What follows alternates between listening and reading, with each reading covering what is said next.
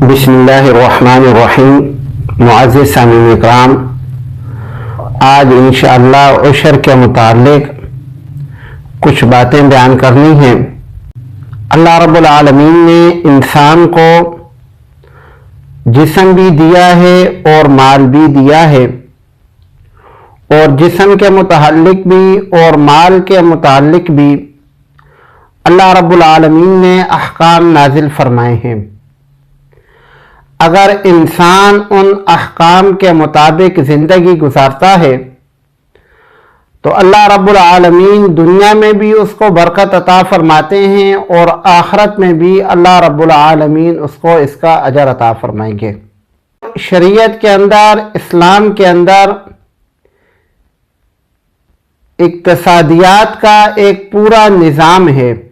اسی اقتصادیات کے نظام کا ایک جز عشر بھی ہے۔ اللہ رب العالمین نے مال کے لیے ایسے احکام مقرر فرمائے ہیں کہ مال کسی ایک انسان کے پاس نہ رہے، بلکہ مال گردش کرتا رہے۔ اس کے دو فوائد ہوتے ہیں۔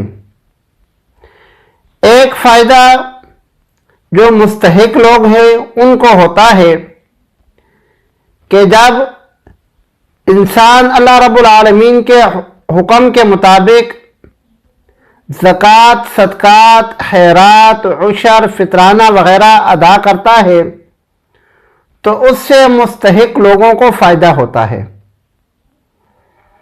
اور دوسری بات یہ ہے کہ اس سے جو انسان صدقہ خیرات کرتا ہے اس کو دنیا کے اندر دو فائدے یہ ملتے ہیں کہ ایک تو اس کا مال پاک ہو جاتا ہے، اس میں برکت آ جاتی ہے، اور دوسرا فائدہ اس انسان کو یہ ہوتا ہے کہ اس کے دل میں مال کی محبت پکی نہیں ہوتی۔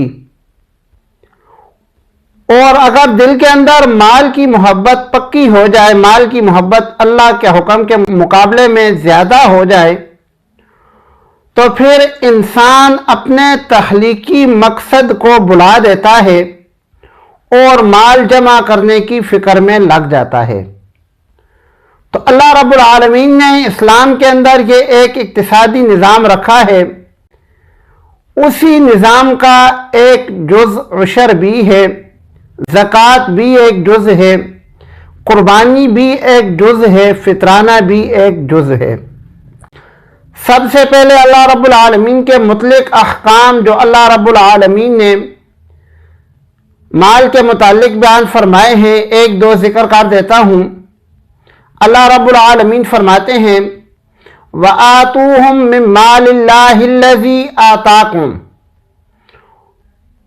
اس کا مطلب یہ ہے کہ مستحق لوگوں کو اس مال میں سے دو جو مال اللہ رب العالمین نے تم کو عطا کیا ہے۔ ایک دوسری آیت میں اللہ رب العالمین فرماتے ہیں وَابْتَغِ فِي مَا آتَاكَ اللَّهُ الدَّارَ الْآخِرَةَ۔ اللہ رب العالمین نے تم کو جو مال و دولت دیا ہے، اس مال و دولت کے ذریعے آخرت طلب کرو، آخرت تلاش کرو، یعنی مال و دولت کو اللہ کی راہ میں خرچ کر کے اپنی آخرت کے لیے ذخیرہ بنا لو۔ اس کے علاوہ بھی بہت ساری آیات میں اللہ رب العالمین انفاق فی سبیل اللہ کی ترغیب دیتے ہیں۔ اللہ رب العالمین ایک آیت میں فرماتے ہیں مثل الذین ينفقون اموالهم فی سبیل اللہ کمثل حبۃ انبتت سبع سنابل فی کل سنبلۃ مئۃ حبۃ واللہ یضاعف لمن یشاء، کہ اللہ رب العالمین ایک مثال بیان فرماتے ہیں کہ تم میں سے جو اللہ کے راستے میں مال خرچ کرتا ہے، اس مال کی مثال ایسی ہے جیسے ایک دانہ ہوتا ہے۔ ایک دانہ انسان زمین میں بوتا ہے تو اس ایک دانے سے ایک درخت، ایک تنا نکلتا ہے، اور اس تنے پہ 7 خوشے اگتے ہیں۔ اور ہر خوشے کے اوپر اللہ رب العالمین 100 دانے لگا دیتے ہیں، تو اس طرح اس ایک دانے کو جو آپ نے زمین میں بویا تھا، اس ایک دانے کے بدلے اللہ رب العالمین آپ کو 700 دانے عطا فرما دیتے ہیں۔ واللہ یضاعف لمن یشاء، اللہ رب العالمین فرماتے ہیں یہ 700 کی حد تو تمہیں سمجھانے کے لیے تھی، اگر تم اللہ کی راہ میں خرچ کرو گے تو یہ 700 ایک کے بدلے میں 700 ہی نہیں رہے گا، بلکہ اللہ رب العالمین انسان کے اخلاص اور تقوی کو دیکھتے ہوئے، اس کی نیت کو دیکھتے ہوئے 700 گنا سے بڑھا کر بھی اجر اور ثواب عطا فرماتے ہیں۔ عشر کے متعلق اللہ رب العالمین قرآن مجید میں ارشاد فرماتے ہیں، یا ایھا الذین آمنوا انفقوا من طیبات ما کسبتم ومما اخرجنا لکم من الارض۔ یا ایھا الذین آمنوا، اے ایمان والو، انفقوا من طیبات ما کسبتم، جو تم نے حلال پاکیزہ رزق کمایا ہے اس کو اللہ کی راہ میں خرچ کرو۔ وَمِمَّا أَخْرَجْنَا لَكُم مِّنَ الْأَرْضِ، اور اس پیداوار سے بھی خرچ کرو جو ہم نے زمین سے تمہارے لیے نکالی ہے۔